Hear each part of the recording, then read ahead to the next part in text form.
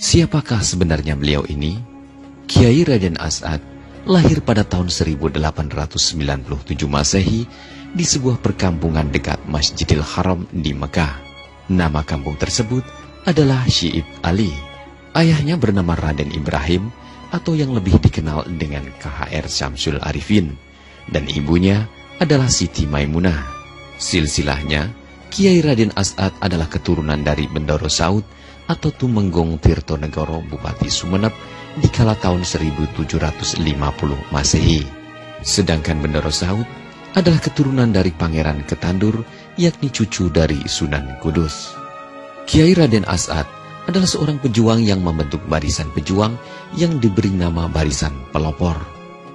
Anggotanya adalah orang-orang dari daerah Situbondo, Bondowoso, Jember, Banyuwangi, dan Pulau Madura.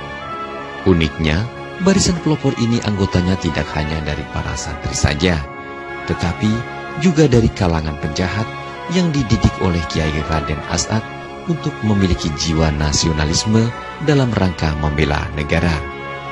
Beliau berjuang di masa pendudukan Belanda, pengusiran terhadap tentara Jepang, dan penumpasan gerakan 30 September yang didalangi oleh Partai Komunis Indonesia.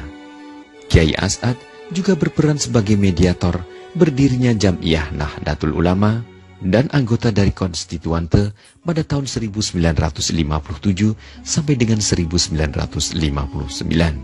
Teman-teman Dua Aufa, Kiai As'ad dikenal sebagai seorang kiai yang sakti mandraguna. Beliau mempunyai karomah, ilmu agama yang mumpuni, dan dipadukan dengan ilmu bela diri. Dalam catatan Kiai Haji Abdul Mun'im, pada saat sekutu kembali melakukan agresi militer ke Indonesia, mereka telah menyiapkan titik-titik yang dianggap strategis untuk digempur dan dihancurkan. Seperti telah mereka ketahui bahwa di Indonesia mempunyai kiai-kiai sakti yang menjadi penghalang jalannya kolonialisasi. Teman-teman Dua Aufa, pada saat pesawat Belanda mencari posisi pesantren Kiai As'ad, beliau menyembunyikan keberadaan pesantrennya dengan wasilah menaruh songkok atau peci beliau di halaman pesantren, serta menyuruh para santrinya untuk memagari pesantren dengan benang.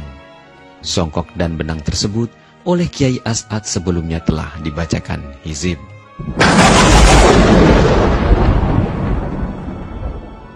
Dan bisa ditebak, pesawat Belanda tidak bisa menemukan jejak keberadaan pesantren Kiai As'ad, dan tank-tank Belanda pun tidak mampu mendeteksi keberadaan pesantren tersebut. Pada hari berikutnya, Kiai As'ad menyuruh seorang santrinya untuk meletakkan lagi songkok beliau di tengah hutan. Kemudian, santri tersebut langsung membawa songkok dan meletakkannya di tengah hutan sesuai perintah Kiai As'ad. Benar saja, selang beberapa saat pesawat tempur Belanda kembali melacak keberadaan pesantren Kiai As'ad. Mereka melihat bangunan sebuah pesantren di tengah-tengah hutan tersebut.